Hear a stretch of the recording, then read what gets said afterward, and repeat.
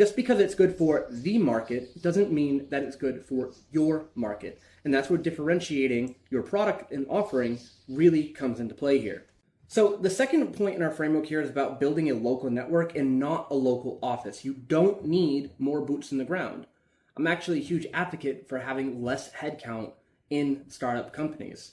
The next billion-dollar companies in the world are likely going to have less than 15 employees. You don't need to expand into having 200 employees by your Series B. That's just a flex for your country club buddies that doesn't really mean anything in 2025.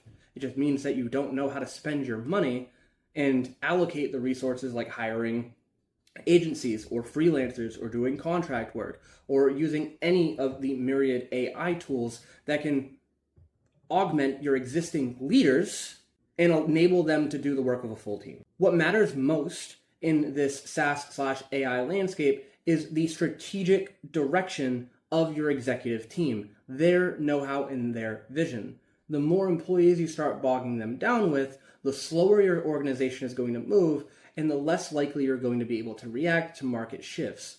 Worse, the more employees that you bog yourself down with, the more likely it is that you're going to have to lay them off, and nobody wants to have to deal with that. A lot of founders will say, hey, we're trying to build a family here. We're all a nice close-knit culture. They'll scale from a 30-employee company up to an 80-employee company in a year or two, and then all of a sudden, when there's a slight shift in the market, 40 of those employees are gone, and many of them are on the founding team.